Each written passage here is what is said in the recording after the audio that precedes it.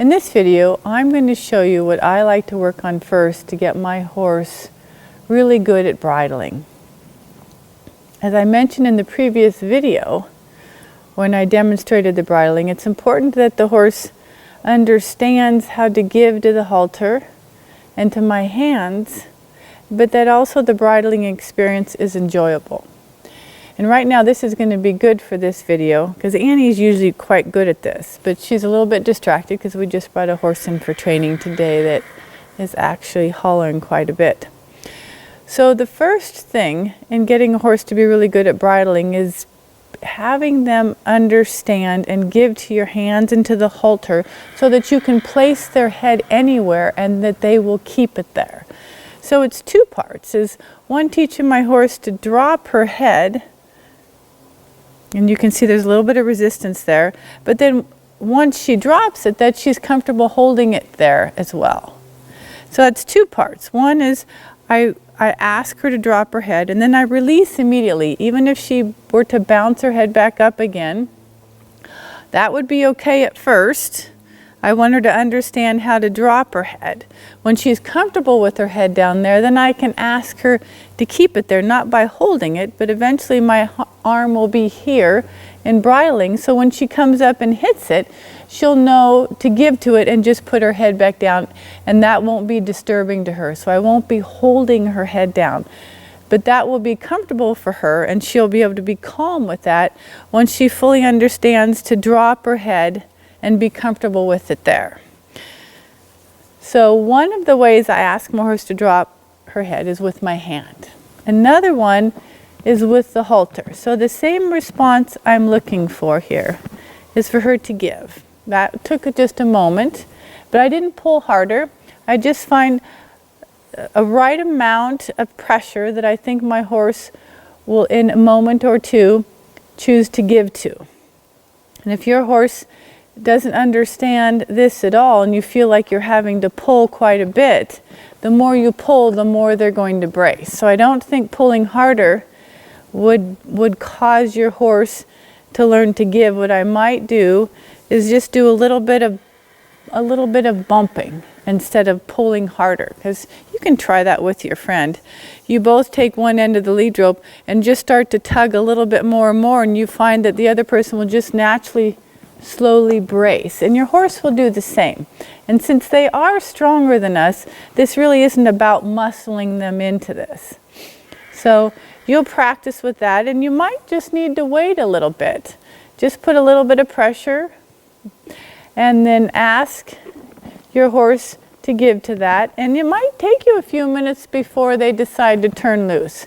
Trust that your horse naturally wouldn't need much pressure to drop their head down.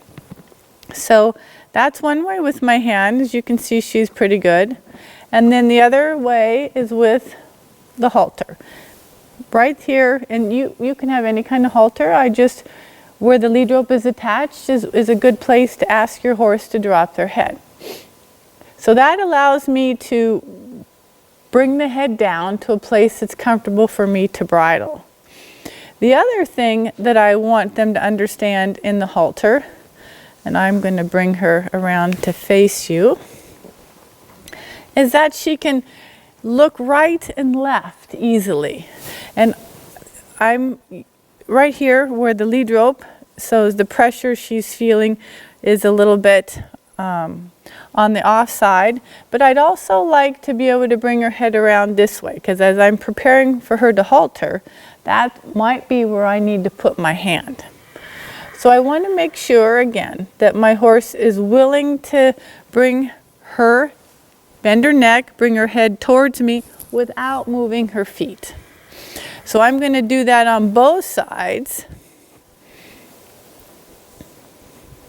I'm going to ask her to step there.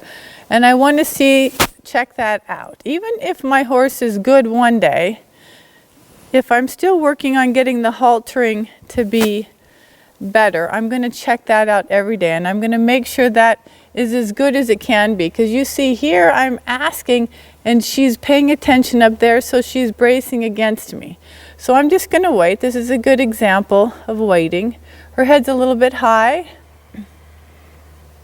And so I'm going to just step here a little bit, and there I got a change. And I rewarded, and that's certainly not as light as I'd like it to be, but I can practice that a couple of times. And she's a little fidgety here, so you can see her backing up. And there she gave laterally and longitudinally, and she also moved her feet. So what I'm going to do here, and what I encourage you to do the same, is just repeat it until she can stand quietly. See how she's moving forward? So I'm just going to ask her to back up. And then I'm going to bring her head towards me again. Yeah, good. So that was better. I'm going to reposition her here again.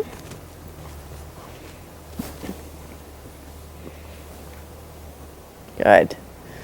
So you can see even in the repositioning, it's going to settle her a little bit. So I'm not making anything a big deal for Annie.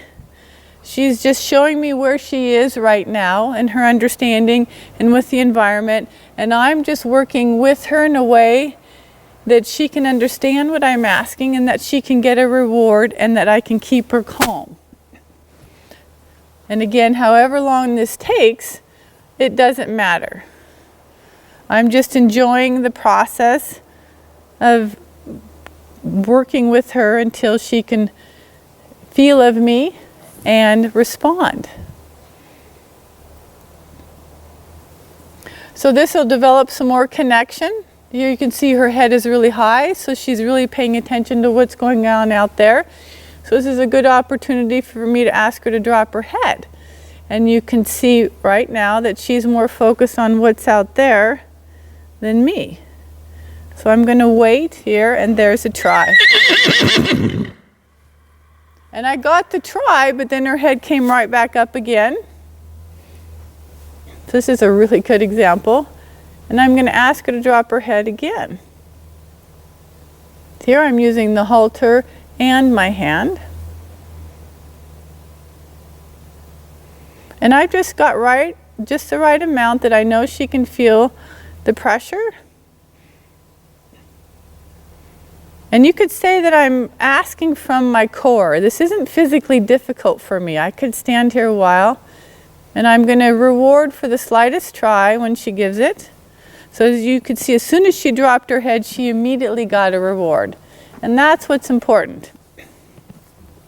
So I'm letting her work through her attachment out there with just a little bit of pressure here. If she was really nervous and was dancing around, I'd probably go to do some groundwork and come back to this again. So that was nice. So you can see a good change there. So that's how I would ask her to drop her head and look right and left as things that I'm going to need her to be able to do so that I could keep her head in a nice place for bridling. The other thing I like to do is to be able to bring my horse's head around to me here without pushing on me with their shoulder. And I'd like her to keep it there. And then I'm going to release. Because when I have a young horse or a horse that's really distracted, by bringing the head around towards me, I'm able to keep their attention a little bit more. What you want to be careful with, so this is what I would do third. After I'm able to drop her head and have her look right and left, I'm going to bring it around. So I'm doing both at the same time. And I'd really like to be able to cuddle on her here, but I would be careful not to put my chin over her head, because if something spooked her and she, like that, she lifted really high and fast, she could bump my chin. And I don't want that to happen. So I make sure my chin's back enough that if she lifted her head, it would not hit my chin. So those are the three things that I use, that I do first to be able to place her head. And just I repeat that until it's like, a warm knife through butter. Just really, really easy. So that when I go to bridle, I'm not at all teaching her that. She fully understands how to get that reward. The other thing I want to mention, and she's not offered it much here, but sometimes when I'm working with a new horse, and you can see how she's looking that way, and if I were to bring her head towards me, what she does is she brings it this way and doesn't actually flex here right behind the ears in the first first or second vertebrae here. And that's where I want her to flex. And sometimes what your horse will do, if he's really fixated on something out there, is they'll move their shoulder towards you instead of bend the neck. So they actually bring the halter this way and their head this way, but they bring their whole body this way. And what you want is just the head. So if that's happening to me with the horse, I'll put my other hand here, my right hand here, and I'll just let that guide be a place that she can essentially bend around, like you might use your leg in the saddle when you're wanting your horse to bend around your leg. So it's just a place that well, I don't push there, but if she doesn't flex there, that she'll run into a little bit of pressure. And you can see she's bouncing right back. So I'm going to do this a couple of times. Yeah, good. And again, I'm going to do that till it's very easy. If the horse insists on pushing the shoulder towards me a little bit, you'll want to work at making sure your horse yields their shoulder so that they can step away easily. And there I'm just swinging the lead rope with just a little bit of energy so that if they start to move into you, it doesn't take much effort to send them away. And if that's what's happening to me, I let go of the neck for a moment and I yield the shoulder away until they're comfortable standing there, and then I'll go back to just yielding the head. So work on that until that feels really good. If your horse has been a little bit troubled with bridling, this might take you a little bit of time, so don't rush through it. Just practice a little bit every day, and that will prepare you for the next video, which I will be sending you shortly. Thanks so much for watching, and happy trails.